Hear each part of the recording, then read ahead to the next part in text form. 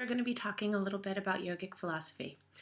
So, the last time we talked about yogic philosophy, I talked about the idea that everything is actually a perception. The only thing that is really reality is the fact that we exist on this earth, right? That our energy is here. So, today I'd like to talk about something that is really challenging, especially in our society today, and that's Satya. So, Satya is one of the yamas from Patanjali's yamas and niyamas, right? So, the yamas and niyamas are basically rules to live your life by, or just kind of guidelines. And Satya is actually a yama. And so, what does Satya mean? Satya means truth. And truth is a very tricky thing, right? Because there is literal truth, where if somebody comes up to you and asks you if you like their haircut and you don't, you tell them the truth, right? So there's literal truth. And then there's a truth that I think really applies here. That's a little bit deeper than that. So let me back up though. The yama before Satya that people normally study is ahimsa. And ahimsa is basically non-harming.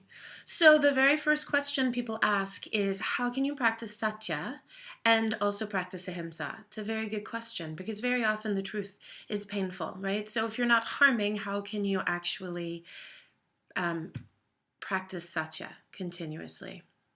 So I look at it like this.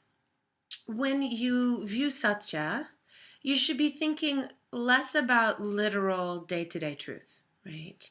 Things like, do you like my haircut? Or is my boyfriend a jerk? Or, any of these things that we run into on a daily basis that maybe we might make the choice to tell a little white lie when we are encountered with them. Instead, I think of Satya as a personal truth, right? So at the basis of everything that we do in our life should come our personal truth.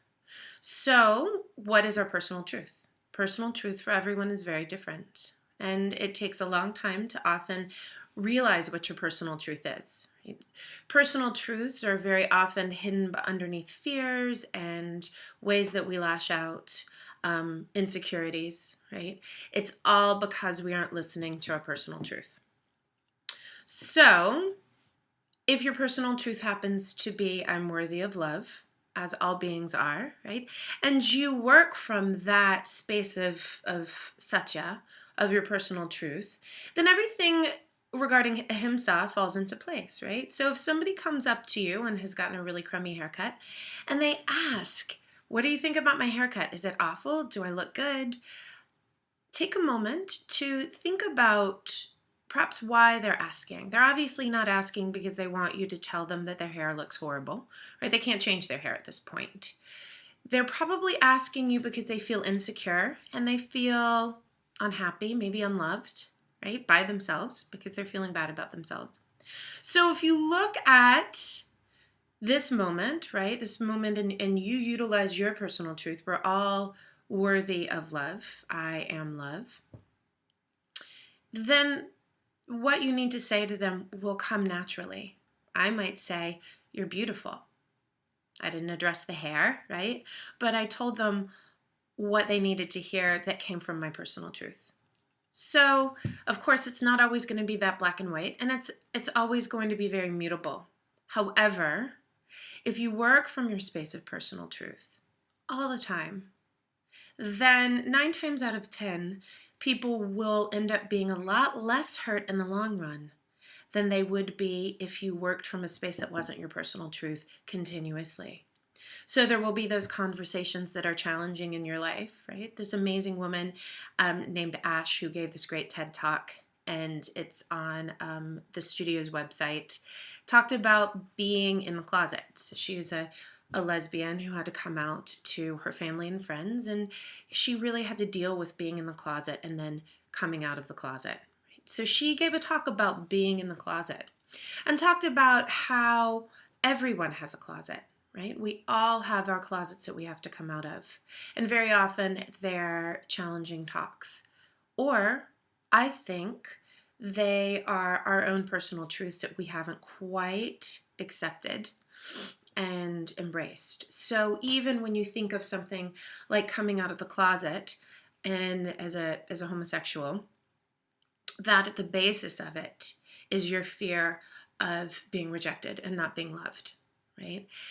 If you have a brain tumor and you have to tell somebody and it's really challenging for you, it's your fear of scaring somebody or pushing someone away.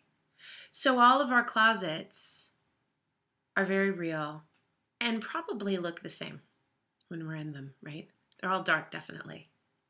So in order to live your life in a place of Satya, the very first thing you have to do is understand and tell yourself your personal truth. That doesn't mean that you need to run down the street declaring your personal truth, wearing a t-shirt with your personal truth emblazoned on it. But definitely the very first thing to do in order to live an authentic life is to realize what your truth is. And that's really hard. Believe me, we all struggle with that every day. And just because you know what your personal truth is doesn't mean that it's easy to own it and to live in that space. But once we have kind of accepted that, once we know it, once we've acknowledged that, that awareness helps us move through our lives in a space of greater authenticity. And at the end of the day, when you're authentic to yourself, you're listening to your truth, you're tapping into your higher greatness, that universal beauty and love that is the existence of everything. So, hopefully, maybe today you'll think a little bit about what your personal truth is, or maybe for the next 10 years. I know I always am. And next time somebody comes up and asks you the hard question, you can answer them from a space that makes a little bit more sense to you. So thank you for listening, and I'll see you next time. Take care.